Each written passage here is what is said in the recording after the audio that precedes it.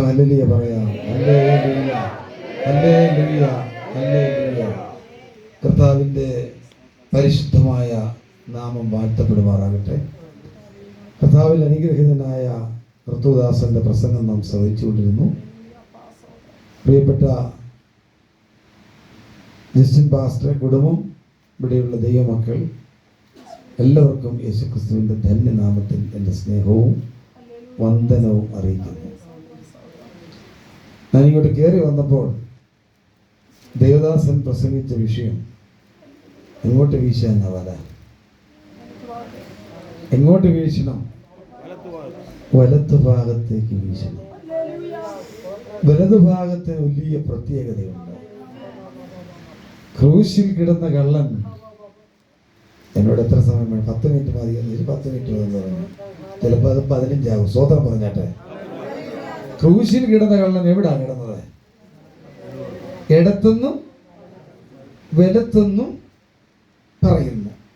ഇടത്തുനിന്നും, ഏതായാലും വലതുഭാഗത്തെ കള്ളൻ എന്നാണ് നമ്മൾ സാധാരണയായിട്ട് എന്ത് ചെയ്യുക?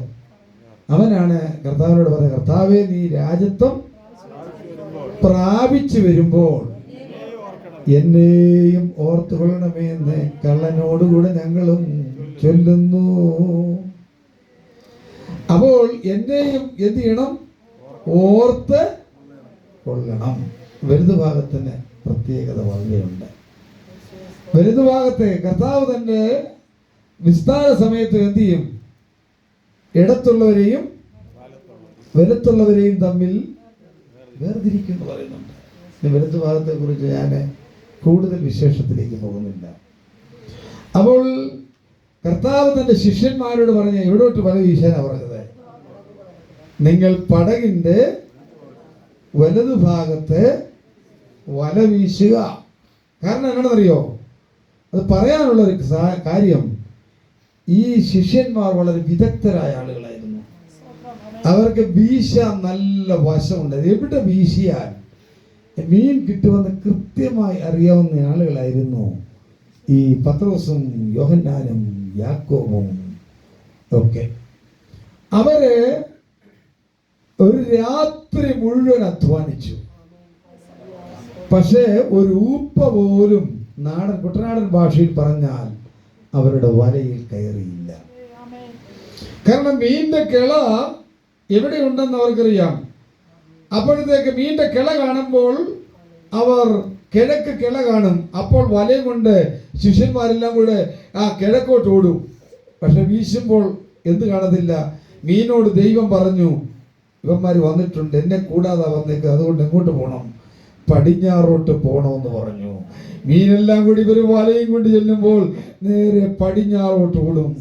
പടിഞ്ഞാറ് ഒരു കിള കണ്ടപ്പോൾ പത്രോസ്, യോഹന്നാനും യാക്കോബും എല്ലാം കൂടെ അല്ലെങ്കിൽ പടിഞ്ഞാറോട്ട് മീനിന്റെ ഈ കിള കാണുമ്പോൾ ഈ വീശാൻ പോയിട്ടുള്ളവർക്ക് ഈ കിള എന്താണെന്ന് പറഞ്ഞ് മനസ്സിലാവത്തുള്ളൂ. മീനിന്റെ ഇളക്കം കാണുമ്പോഴത്തേക്ക് അവർ പടിഞ്ഞാറോട്ട് ഓടും. പടിഞ്ഞാറ് ചെല്ലുമ്പോൾ കർത്താവ് പറയും, ഇവന്മാരൊന്നും ഗുണം പെട്ടിട്ടില്ല, ഇവന്മാരൊന്നും ശരിയായിട്ടില്ല, അതുകൊണ്ട് എങ്ങോട്ട് പോകണോ? വടക്കോട്ട് ഓടിക്കോളാൻ പറയോ. മീനെല്ലാം കർത്താവിന്റെ ആജ്ഞ അനുസരിച്ച് വടക്കോട്ട് ഓടാൻ തുടങ്ങി. ഇവര് വടക്കോട്ട് പോകുമ്പോഴത്തേക്ക് മീനോട് തമ്പുരാൻ പറയോ, മക്കളെ തെക്കോട്ട് പൊക്കോളാൻ പറയോ. ഇവർ തെക്കോട്ട് ഓടാൻ തുടങ്ങി. അങ്ങനെ രാത്രി മുഴുവൻ ഇവരധ്വാനിച്ചിട്ട് ഒരു മീൻ പോലും ഒരു ഉപ്പ പോലും കിട്ടിയില്ല. ഇവരുടെ വല ശൂന്യമായിരുന്നു, അവരുടെ പടക് ശൂന്യമായിരുന്നു. വേദപുസ്തകത്തിൽ ഇങ്ങനൊരു വാക്യമുണ്ട്, എന്നെ പിരിഞ്ഞ് നിങ്ങൾക്കൊന്നും ചെയ്യാൻ കഴിയത്തില്ല. എന്നെ പിരിഞ്ഞ് നിങ്ങൾക്കൊന്നും ചെയ്യാൻ കഴിയത്തില്ല. കൊമ്പിന് മുന്തിരിവള്ളിയിൽ വസിച്ചിട്ടല്ലാതെ സ്വയമായി ഫലം കായ്പാൻ കഴിയാത്തതുപോലെ കർത്താവിൽ വസിച്ചിട്ടല്ലാതെ ഒരു ഫലവും കായ്ക്കുവാൻ നിങ്ങൾക്ക് കഴിയത്തില്ല. എന്റെ പ്രിയപ്പെട്ടവരെ, യേശുവിനെ കൂടാതെ അല്ലെങ്കിൽ എന്തെല്ലാം നാം ചെയ്താല് നമ്മുടെ ജീവിതം വട്ടപൂജ്യമായിരിക്കും, നമ്മുടെ ആയുസ് വട്ടപൂജ്യമായിരിക്കും. അല്ലെങ്കിൽ കർത്താവിനോടുകൂടെ നീ ചുവടുകൾ എടുത്തു വെക്കാൻ തയ്യാറായാൽ നിന്റെ ജീവിതം വിജയപ്രദമായിരിക്കും. Hallelujah, hallelujah. ഹല്ലേലൂയ. എന്റെ യേശു കൽപ്പിക്കുന്നു. ആമേൻ. മത്സ്യത്തോട് കൽപ്പിക്കുന്നു. അവൻ നിനക്ക് വേണ്ടി കൽപ്പിക്കുന്ന ദൈവമാ. അവൻ തിരമാലകളോട് കൽപ്പിക്കുന്ന ദൈവമാണ്. അവൻ കൊടുങ്കാറ്റുകളോട് കൽപ്പിക്കുന്ന ദൈവമാണ്.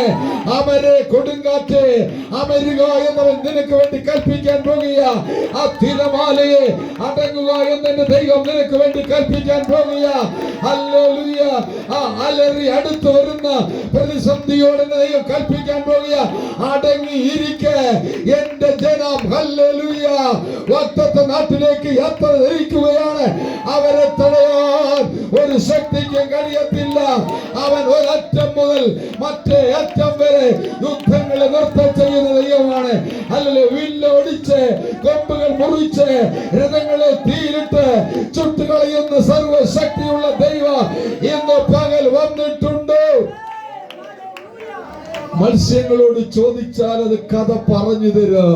മത്സ്യങ്ങൾക്ക് കഥ പറയാനുണ്ട്. വീശി വീശി കുഴഞ്ഞിടത്ത്, വീശി വീശി പരാജയപ്പെട്ടിടത്ത്, ഇനി ഒരിക്കലും ഒരു സാധ്യതയും ഇല്ലെന്ന് വിചാരിച്ചിടത്ത് അവന്റെ വാക്കിന് നീ വല ഇറക്കുന്നെങ്കിൽ, ആ വലതു ഭാഗത്തേക്ക് വല എറിയുന്നെങ്കിൽ, ഹല്ലേലൂയ, നിന്റെ വലയിൽ കയറി കൂടുന്നത് പെരുത്ത മീൻകൂട്ടം നിന്റെ കണ്ണുകളെ അത്ഭുതപ്പെടുത്തിക്കൊണ്ട്, നിന്റെ ചിന്തകളെ അത്ഭുതപ്പെടുത്തിക്കൊണ്ട്, നിന്നെ വിസ്മയിപ്പിക്കുന്ന, നിന്നെ അതിശയിപ്പിക്കുന്ന ഒരു വൻകാര്യ നിന്റെ വീട്ടിൽ ദൈവം ചെയ്യാൻ പോകുക.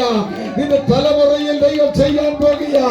അവൻ നിന്റെ ജീവിതത്തിൽ ദൈവം ചെയ്യാൻ പോകുക. നിന്റെ കുടുംബ ജീവിതത്തിൽ ദൈവം ചെയ്യാൻ പോകുക. നിന്റെ ശരീരത്തിൽ എന്റെ ദൈവത്തിന്റെ കരം തൊട്ട് അവിടെ നിർജീവ അവയവങ്ങളിൽ യേശുവിന്റെ നാമത്തിൽ ജീവൻ പകരാൻ പോകുക. യേശുവിന്റെ നാമത്തിൽ ഒരു അത്ഭുതം ദൈവം ചെയ്യാൻ പോകുക. അവന്റെ വാക്ക് നീ അനുസരിക്കുമോ? അവനായി തന്റെ ജീവിതം സമർപ്പിക്കുമോ? നിന്റെ വലിയ യഹോവയെ ഫലമേൽപ്പിക്കുക. അവനിൽ തന്നെ ആശ്രയിക്കുക. അവൻ നിന്റെ ഹൃദയത്തിലെ ആഗ്രഹങ്ങളെ അവൻ നിവർത്തിച്ചു തരുന്ന ദൈവമത്രേ. നിന്റെ വല നിറയാൻ പോകുക. നിന്റെ പടക് നിറയാൻ പോകുക. അല്ലെങ്കിൽ നിന്റെ വീട് അനുഗ്രഹിക്കപ്പെടാൻ പോകുക. കവിഞ്ഞൊഴുക്കിന്റെ അനുഭവങ്ങൾ നിന്റെ പടകിൽ മാത്രമല്ല, നിന്റെ വലയിൽ മാത്രമല്ല, അടുത്തുള്ള പടകുകളെ വിളിച്ച് അതുകൂടെ നിറയ്ക്കത്തക്ക നിലയിൽ നിന്നെ സമൃദ്ധി കൊണ്ട് അനുഗ്രഹം കൊണ്ട് ഉയർച്ചയിൽ നിന്ന് ഉയർച്ചയിലേക്ക് നിന്നെ നയിക്കാൻ ദൈവം ശക്തനാണ്. ആ മഹാമത്സ്യത്തോട് ദൈവം കൽപ്പിച്ചു. യോനായെ മഹാമത്സ്യം വിഴുങ്ങിക്കളഞ്ഞു. ഇപ്പോൾ വയറ്റി കിടന്നുകൊണ്ട് മത്സ്യം നിലവിളിക്കുകയാണ്. Hallelujah, hallelujah, hallelujah. യോന നിലവിളിക്കുന്ന നിലവിളി കേട്ടോ. മത്സ്യത്തിന്റെ വയറ്റിൽ കിടന്നുകൊണ്ട്, എന്റെ ദൈവമേ, ഞാൻ ശരിയായിക്കോളാമേ, ഞാൻ നന്നാകാമേ, ഞാൻ നിന്റെ വാക്കനുസരിക്കാമേ, എന്നെ ഒന്ന് രക്ഷിക്കണേ. ഇങ്ങനെ കരയുന്നവര് ദൈവാത്മാവ് ഈ യോഗത്തിന്റെ ഇടയിൽ കാണുന്നുണ്ട്. ആമേൻ. നീ മത്സ്യത്തിന്റെ വയറ്റിലാ. ഹല്ലേലൂയ. ഉപവസിക്കാത്ത നിന്നെ ആമേൻ ഉപവാസം പഠിപ്പിക്കുവാൻ മത്സ്യത്തിന്റെ വയറ്റിൽ കൊണ്ടിടുന്ന ദൈവം ജീവിക്കുന്നു. നിന്നെ മര്യാദ പഠിപ്പിക്കുവാൻ ഒരു മത്സ്യത്തോട് ദൈവം കൽപ്പിച്ചിട്ടുണ്ട്. ഹല്ലേലൂയ. മാനസാന്തരപ്പെടാത്ത നിന്നെ മാനസാന്തരപ്പെടുത്തുവാൻ എന്റെ ദൈവം ഒരു മഹാമത്സ്യത്തോട് കൽപ്പിച്ചിട്ടുണ്ട്. അത് നിന്നെ വിഴുങ്ങാൻ തയ്യാറായി നിൽക്കുകയാ. നിന്നെ ആമേൻ ഹല്ലേലൂയ, ആമേൻ ഹല്ലേലൂയ, കടലിലേക്ക് വലിച്ചെറിയാൻ ഹല്ലേലൂയ കപ്പൽക്കാർ തയ്യാറായി നിൽക്കുകയാ. പക്ഷേ നിനക്ക് അപകടം വരാതിരിക്കാൻ, നീ തകർന്നു പോകാതിരിക്കുവാൻ, നീ മുങ്ങിപ്പോകാതിരിക്കുവാൻ, നിന്റെ കുടുംബത്തിൽ നിലവിളി ഉയരാതിരിക്കുവാൻ, നിന്റെ തലമുറ നിലവിളിക്കാതിരിക്കുവാൻ ഒരു മഹാമത്സ്യത്തോട് എന്റെ ദൈവം കൽപ്പിച്ചിട്ടുണ്ട്. നിന്നെ സുരക്ഷിത സ്ഥാനത്തേക്ക് കൊണ്ടെത്തിക്കാൻ, ഹല്ലേലൂയ, നീ ആഗ്രഹിക്കുന്ന തുറമുഖത്തേക്ക് നിന്നെ കൊണ്ടെത്തിക്കാൻ ഏറ്റവും വേഗതയുള്ള, ഏറ്റവും സ്പീഡുള്ള, ആമേൻ, ഹല്ലേലൂയ, ആമേൻ, പ്ലെയിനേക്കാൾ, ആമേൻ, കപ്പലിനേക്കാൾ സ്പീഡിൽ സമുദ്രത്തിലൂടെ ഓടുന്ന ഏറ്റവും വലിയ വാഹന, ആ കാലഘട്ടത്തിൽ ഏറ്റവും വലിയ വാഹന ശുശ്രൂഷയ്ക്കായി ദൈവം നിനക്ക് ഒരുക്കാൻ പോകുകയാ. ഹല്ലേലൂയ. നീ ഏത് തീരത്തടുക്കേണ, നീ എവിടെ പ്രസംഗിക്കേണ, നിന്റെ പ്രസംഗം കേട്ട് എത്ര പേർ മനസ്സാന്തരപ്പെടണം എന്ന് ദൈവം നിശ്ചയിച്ചിട്ടുണ്ട്.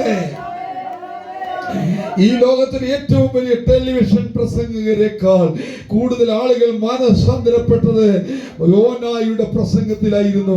ഒറ്റ പ്രസംഗത്തിൽ 3000 അല്ല, 30,000 അല്ല, 1,20,000 ആളുകളാണ് യോന എന്ന പ്രവാചകന്റെ പ്രസംഗത്തിലൂടെ ആമേൻ രക്ഷിക്കപ്പെട്ടത്, മനസ്സാന്തരപ്പെട്ടത്, ദൈവത്തിലേക്ക് മടങ്ങി വന്നത്, യേശുവിന്റെ സന്നിധിയിൽ മുട്ടുകുത്തിയത്, അനുദപിച്ച് നിലവിളിച്ചത്. ഹല്ലേലൂയ. നിനിവേയോടുണ്ടായ കോപം, ഹല്ലേലൂയ, നിലവിളിയാൽ നീങ്ങിപ്പോയി.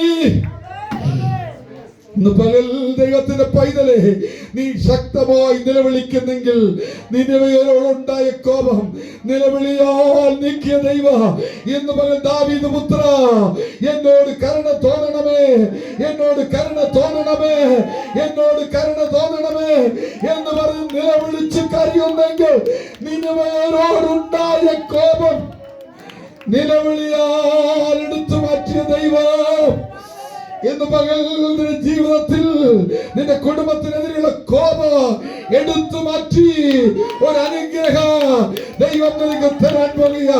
എത്ര പേരെ ക്രൂശിന്റെ അടുത്തേക്ക് ഓടി വരും, യേശുവേ എന്നെ രക്ഷിക്കണമേ, യേശുവേ ഞാൻ പാപിയാണ്, എന്റെ യേശുവേ എന്റെ കുറവുകൾ അവിടുത്തെ രക്തം കൊണ്ട് കഴുകണമേ എന്ന് പറഞ്ഞ് എത്ര പേർ യേശുവിന്റെ അടുത്തേക്ക് ഓടി വരും.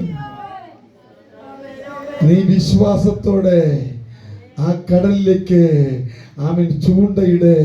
നിനക്ക് ആവശ്യമുള്ള ബ്രഹ്മപ്പണം ആ മത്സ്യത്തിന്റെ വായിലുണ്ട്, ആ മത്സ്യത്തിന്റെ വായിലുണ്ട്. എനിക്ക് വേണ്ടി ആര് കരുതും? എൻ്റെ കുഞ്ഞുങ്ങൾക്ക് വേണ്ടി ആര് കരുതും? എൻ്റെ തലമുറയ്ക്ക് വേണ്ടി ആര് കരുതും? എന്തായിത്തീരും എൻ്റെ ഭാവി? എൻ്റെ കടം എങ്ങനെ ഞാൻ വീട്ടു? എൻ്റെ പ്രശ്നത്തിന് എപ്പോൾ പരിഹാരം ഉണ്ടാകും എന്ന് നിലവിളിക്കുന്ന ദൈവത്തിന്റെ പൈതലെ, നീ വിശ്വാസത്തോടെ അവൻ കൽപ്പിച്ചതനുസരിച്ച് അവൻ ചൂണ്ടയുടെ നിന്റെ ചൂണ്ടയിൽ കൊത്തുന്നത് അല്ലെങ്കിൽ ഒരു അപൂർവ മത്സ്യമായിരിക്കാം, ഒരു അപൂർവ മത്സ്യമാണ്. അതിന്റെ വാ പിളർന്ന് നോക്കുമ്പോൾ അതിന്റെ ചെകളിൽ, അതിന്റെ വായിൽ നിനക്ക് ആവശ്യമുള്ള പണം ദൈവം നിക്ഷേപിച്ചിട്ടുണ്ട്. ഹല്ലേലൂയ. നിനക്ക് വേണ്ടി ദൈവം കരുതിയിട്ടുണ്ട്. ആരും അറിയാത്ത ശ്രദ്ധ ഭോജനം, ആരും അറിഞ്ഞിട്ടില്ലാത്ത ശ്രദ്ധ ഭോജനം, ആരും അറിയാത്ത ശ്രദ്ധ ഭോജനം. ചേർന്ന് പാടാം.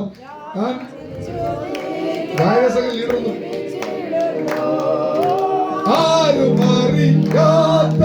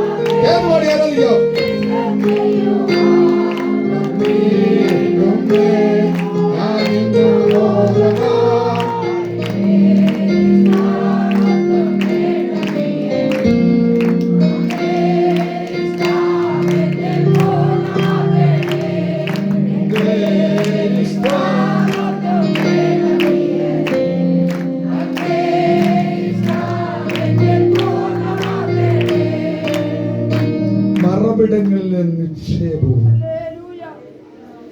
ഗുപ്തനിധികളും ഒരു കണ്ണ് കണ്ടിട്ടില്ലാത്തതും ഒരു ചെവി കേട്ടിട്ടില്ലാത്തതും ഒരു ഹൃദയത്തിൽ തോന്നിയിട്ടില്ലാത്തതുമായ അത്ഭുതം നിന്റെ വീട്ടിൽ ഇറങ്ങി വരാൻ പോകുന്നു. നിന്റെ ജീവിതത്തിൽ ദൈവം വെളിപ്പെടുത്താൻ പോകുന്നു. ദൈവമേ, ഞാൻ നിന്റെ വാക്കിന് വലയിറക്കുന്നു. യേശുവേ, ഞാൻ നിന്റെ ചുവടുകളിൽ തന്നെ യാത്ര ചെയ്യും. ഞാൻ നിന്നെ വിട്ട് പിന്മാറിപ്പോയി. ഒത്തിരി സ്വന്തത്തിൽ ഞാൻ ആശ്രയിച്ചു. എൻ്റെ കഴിവുകളിൽ ഞാൻ ശിഷ്യന്മാരെ പോലെ ആശ്രയിച്ചു. വീശാൻ പോയി, പിന്മാറിപ്പോയി. കർത്താവേ, ഞാനിതാ മടങ്ങി വരുന്നു. നീ എന്നെ പണിയണമേ.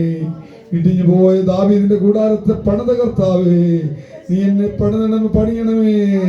ആമീൻ. പാഴ് ശൂന്യമായ ആ ഭൂമിയെ പുതുവാന ഭൂമിയാക്കി ദൈവാത്മാവിന്റെ പരിവർത്തനത്താൽ പുതുക്കി പണിത ദൈവമേ, നീ എന്നെ ഒന്ന് പുതുക്കി പണിയണമേ. ആ ക്രൂശിന്റെ ചുവട്ടിലേക്ക് ഞാൻ അടുത്തു വരുന്നു. എന്നെ പുതുതാക്കണമേ, എന്നെ നന്നാക്കണമേ എന്ന് ആത്മാർത്ഥമായി പ്രാർത്ഥിക്കുമോ? നിന്റെ ജീവിതം ഒരു അത്ഭുതമായി മാറാൻ പോവുകയാണ്. ദൈവസന്നിധിയിൽ നമുക്ക് നമ്മെ സമർപ്പിക്കാം. ദൈവം നമ്മെ അനുഗ്രഹിക്കട്ടെ. കർത്തുദാസനും ദൈവമക്കളുടെയും ആത്മാർത്ഥമായ പ്രാർത്ഥന എനിക്കും കുടുംബത്തിനും വേണ്ടി ആമേൻ ഉണ്ടാകണമേ എന്ന് ഓർപ്പിച്ചിരിക്കുന്നു. ദൈവം നമ്മെ സഹായിക്കും. കാര്യങ്ങൾ അടിച്ചുകൊണ്ട്